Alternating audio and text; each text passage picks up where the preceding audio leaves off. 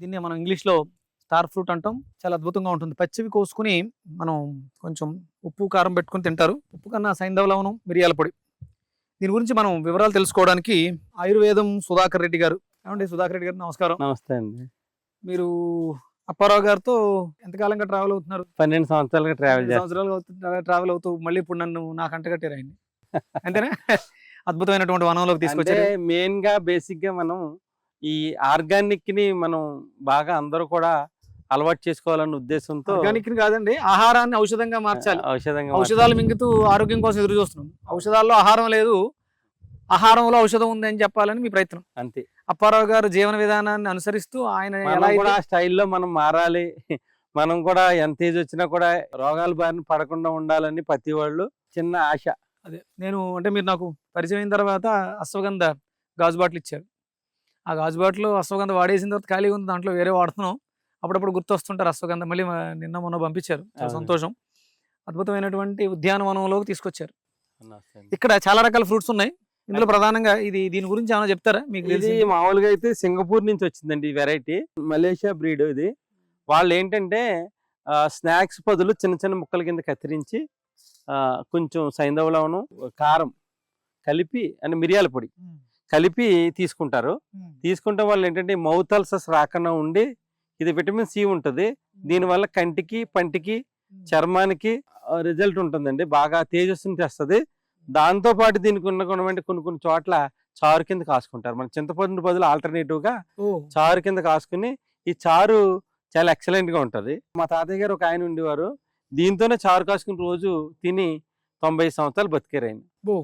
అంటే ఇది ఎప్పటి నుంచి ఉంది? ఫ్రూట్ కాదు, ఇప్పుడు నాకు వచ్చింది కాదు. తెలిసింది నా చిన్నప్పటి నుంచి అంటే అవును. నాటి అంటే 44 నాకు years. మా చిన్నప్పుడు చదువుకునే టైంలో కమరచికాయ 44 years అండి. ఇంటర్వెల్ నాకు ఎప్పుడు 10వ సంవత్సరంలో తెలుసు. ఎన్ని సంవత్సరాల నుంచి ఉందో ఉందో. చెప్పండి. అంటే ఎప్పుడో ఎప్పుడో వచ్చేసింది ఉంది. మన భారతదేశానికి.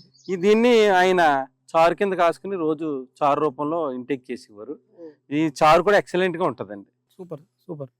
అంటే మరి ఇది ఇందులో విటమిన్ సి ఉంటది కదా, మరగబెడితే సి తగ్గే విటమిన్ సి మరగబెడితే తగ్గుతుంది. అంటే మనం ఉసిరికాయని విటమిన్ సి ఎక్కువ అంటే ఉంటుంది. కొంతమందికి డైరెక్ట్ తీసుకుంటే, కొంతమందికి కడుపులో ఏదైనా కొన్ని ఇరిటేషన్స్ ఉంటే అది మరగబెట్టడంలో పోతాయండి. కొంచెం అంటే మరి ఎక్కువ మరగబెట్టకూడదు, కొంచెం అంటే పచ్చి పులుసులా పెట్టుకోలేము. పచ్చి పులుసులో పెట్టుకోవాలి. సెమీ అంతే చారు. అండి. ఎక్కువగా బాయిల్ చేయకుండా పచ్చి పులుసుగా పెట్టుకోవాలి. ఇది తినడం వల్ల దీంట్లో ఫైబర్ ఉంటుంది వల్ల మోషన్ కూడా ఫ్రీగా అవుతుంది. చాలా చూసారు రంగు బంగారు మంచి రంగు. సువర్ణ వర్ణం అనుకోవచ్చు, హిరణ్య వర్ణం. దాంతో విచిత్రం ఏంటంటే బస్తాలు యూరియాలు పోసేస్తారు ఎక్కడైనా కూడా. ఇది న్యాచురల్ గా ఇంత సైజు రావడం అన్నది అసలు ఈయన మిరాకిల్. దుక్కి దున్నడం కూడా కరెక్ట్ కాదు అంటున్నాడు ఆయన అప్పారావు. అవునండి. దుక్కు కూడా దున్నించుకుంటే అలా ఇక్కడ వచ్చిందే పెరిగి ఇక్కడే జీర్ణం అయిపోయి ఇదే పంటకు ఎరువుగా మారి డీకంపోజ్ ఎరువు కింద మారుతుంది. మారుతుంది. చాలా ఒకటి కాదండి, 100 రకాలు పైన ఉన్నాయి ఇక్కడ ఫ్రూట్స్ అన్ని కూడా. ఈ దగ్గరలో 150 రకాల వనమూలికలు ఉన్నాయండి.